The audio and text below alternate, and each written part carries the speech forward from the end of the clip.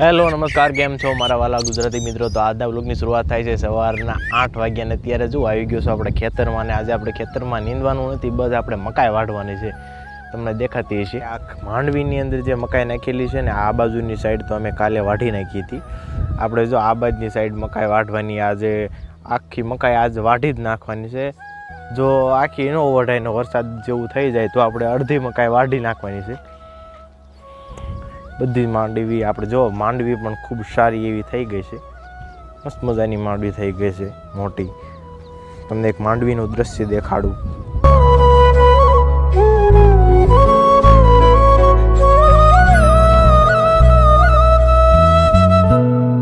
તો આ બાજુ તો બે મકાઈના આખા સાહ લેવાઈ ગયા છે, અને આ બાજુ પણ હવે બે સાહ પાછા હાલ્યા આવે છે, એટલે ઘણી બધી મકાઈ તો થઈ ગઈ છે ઓલરેડી.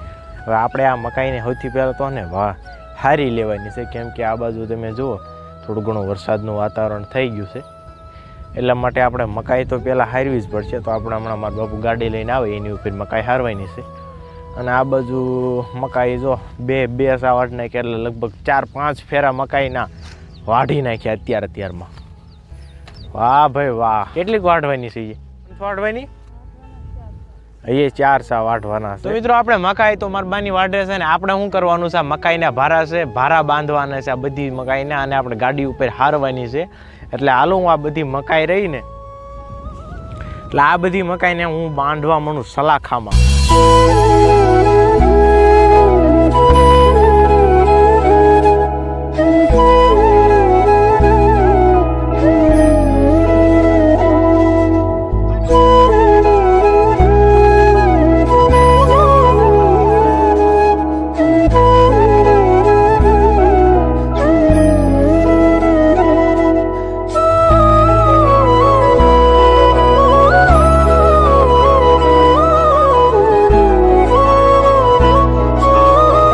તો મિત્રો આપણો એક ભારો મકાઈનો તો હારી લીધો છે ને, હવે બીજો ભારો બાંધવાનો છે. હાલ હું મકાઈનો બીજો ભારો પણ બાંધી.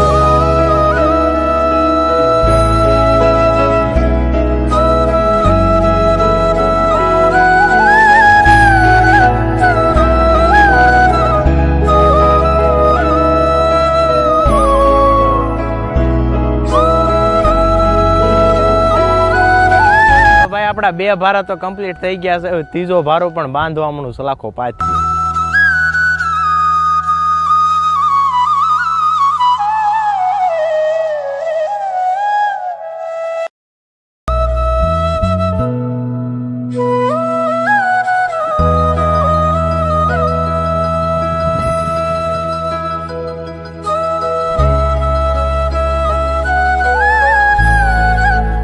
તો આપણું કામ પૂરું થઈ ગયું. હવે જઈ રહ્યા છીએ આપણે ઘરે. આવી ગયા ને બધું ભેંસું તો વાટ જ જોઈ રહી છે કે લાવો ખાવાનું લાવો.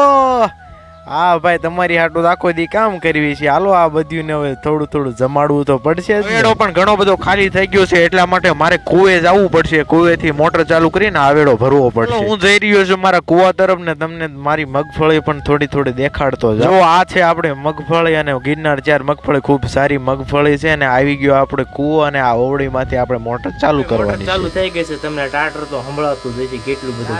મોટર એક ચાલુ કરું, તમને દેખાડો કેટલું પાણી આવે. ની મોટરમાં આપણે આટલું પાણી આવે. કૂવો પણ ચલ ભરાઈ ગયો. આખો કૂવો ભરાઈ ગયો. આપણે દાર પાસે જ છે, જો અહીંયા પાસે દાર 500 ફૂટ જ છે, મીઠું પાણી. હવે આપણી બાજુ પાણી જાય છે.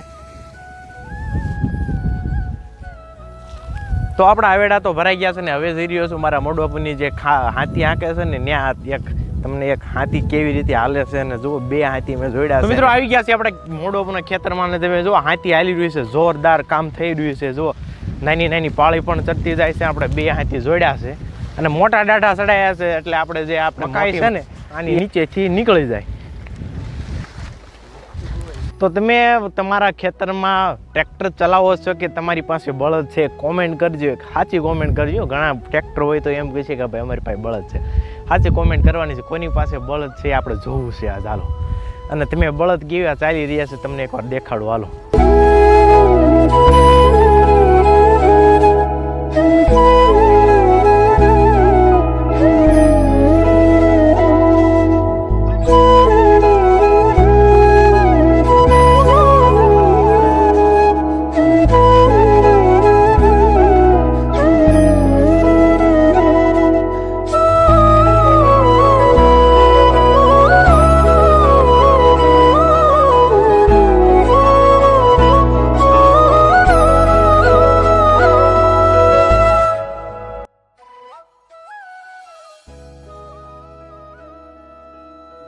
નેડો આવું કામ ન આપે હું તમને 100% ગેરંટી આપીને કહી દઉં.